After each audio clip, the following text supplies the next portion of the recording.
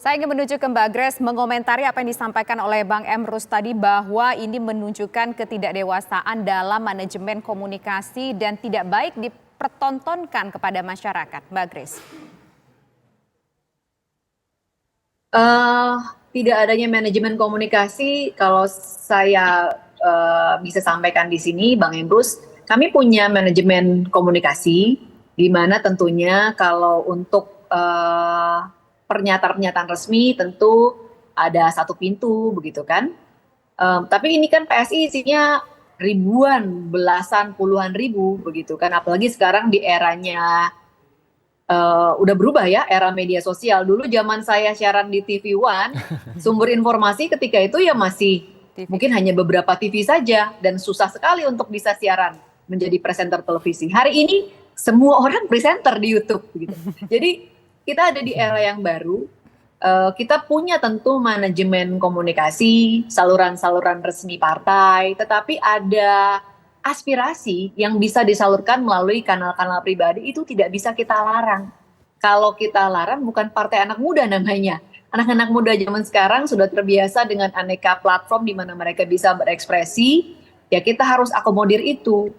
Tentu ini bagian dari proses ya, artinya kalau ada yang betul-betul sudah kelewatan akan kita kasih tahu juga gitu kan. Tidak berarti harus kita tutup, kita pecat dan sebagainya, nggak gitu kan. Seperti tadi Bang Panda bilang, berpartai itu prosesnya panjang.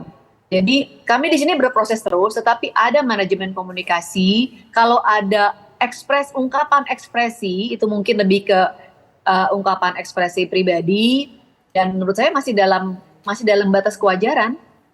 Mbak Grace, tapi sesungguhnya ekspresi dari segelintir elit PSI itu mewakili partai tidak? PSI merasa nggak bahwa PDIP arogan, PDIP mengabaikan PSI? Ada, Mbak Grace, sinyal itu? Sebagai partai kecil, partai anak-anak bocil-bocil ingusan yang belum sampai di parlemen, kami ini melatih diri, Mas Andro dan juga Mbak Tisa, melatih diri untuk tahu diri.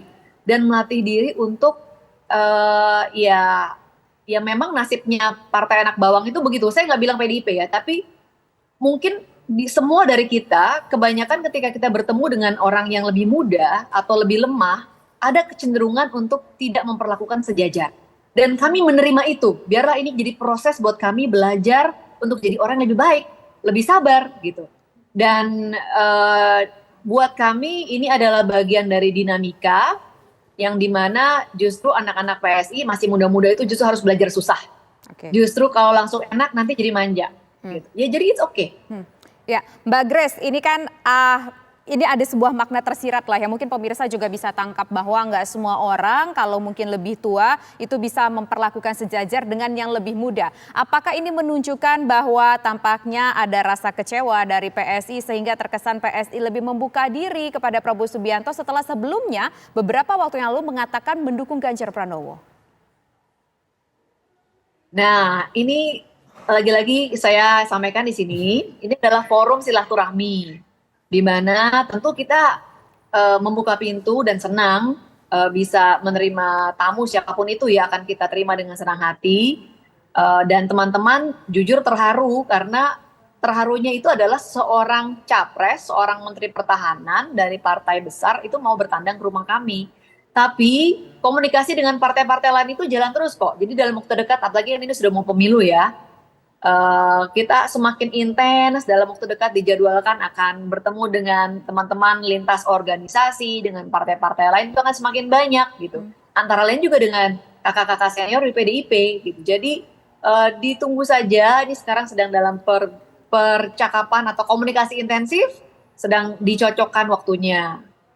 Baik Mbak Grace, kita tunggu bersama. Kita ke Bang Panda Nababan, apakah PDIP merasa punya pengaruh yang signifikan kalau memang PSI merasa diabaikan PDIP dan berpaling ke Prabowo Subianto? Kami kasih tanda tanya, Bang Panda Nababan. Jadi ahli komunikasi tadi terlampau serius itu melihat apa teknik berkomunikasi. Ini dengar ini cerita lagu. Siapa yang dangdut, siapa yang keroncong, siapa yang Beethoven, siapa yang Mozart. Dan ini permainan sekarang ini seperti tarian. Ada yang caca, ada ronggeng, ada kemudian dance, ada macam ini satu atraksi-atraksi hiburan gitu loh. Cuma dalam hal ini kemudian akan kelihatan kualitas-kualitas. Saya terus terang mengatakan banyak terkaget-kaget sebagai pendiri Partai PD Perjuangan. Tiba-tiba cerita meludahi, tinggi hati, arogan. Itu sama sekali bukan karakter. Dari mulai Ibu Megawati sampai ke tingkat cabang, nggak ada itu. Tapi supaya keren, ya sama dengan ronggeng. Supaya menarik perhatian dan kemudian banyak yang mengatakan selendang ke dia dapat. Itu ronggengnya dibikin macam-macam gitu loh. Jadi ini memang bahagian daripada satu kalaupun mau dibilang komunikasi, ini satu bentuk daripada satu pilihan-pilihan lagu. Ya mau bilang apa dia suka keroncong, mau bilang apa dia suka dangdut, mau bilang apa dia suka lagu-lagu ini. Nah ini juga dalam permainan politik ini juga begitu. Jadi kalau tadi disinggung mengenai terharu karena Prabowo datang ke ini, memang udah dipersiapkan. Lihat tuh tadi spanduknya, selamat datang Pak Prabowo. Itu kan berarti sehari 2 hari, bukan kebetulan tiba-tiba spontan. Memang diatur gitu loh. Nah ini yang begitu-begitu PDI nggak pintar. Yang itu soal pilihan-pilihan main begitu gitu loh. Silahkanlah, lakukanlah. Cuma saya kasih tahu, partai itu banyak contoh-contoh partai-partai yang kecil itu bagaimana kemudian masuk ke laut. Partai yang kecil-kecil itu tidak sabar, tidak telaten, kemudian hilang dari peredaran. Moga-moga PSI nggak begitu gitu loh. Tapi kalau sekarang dengan cara-cara begini, saya was-was. Kita nggak pernah meludahi, dibilang kita meludahi. Katanya arogan, sejak apa itu arogan? Gitu loh. Kemudian dianalisa benalu lagi. Ya kan? Wah, benalu adalah ini, dianalisa lagi benalu. Ya namanya cerita di ronggeng kok gimana sih? Tahu ronggeng di pasar malam. Ya ini kan nanti pasar malam tahun 2024. Ya kan? Oke. Baik, nah sekarang saya yang ke Bang Emrus. Itu aja. Saya gitu loh. Oke, Bang Emrus, ini kan tampaknya dibilang sebuah teater lah, sebuah pertunjukan musik dengan berbagai macam jenis aliran musik. Siapa yang paling diuntungkan dengan adanya pertunjukan ini? Baik, saya pikir analogi dibuat ke ronggeng nggak pas lah. Kenapa? Saya harus bicara filsafat ilmu. Artinya bahwa ada ontologi, ada epistemologi, ada aksiologi. Jadi termasuk ilmu komunikasi. Penerapan komunikasi, penyampaian diksi tidak bisa bebas nilai. Harus sesuai dengan nilai.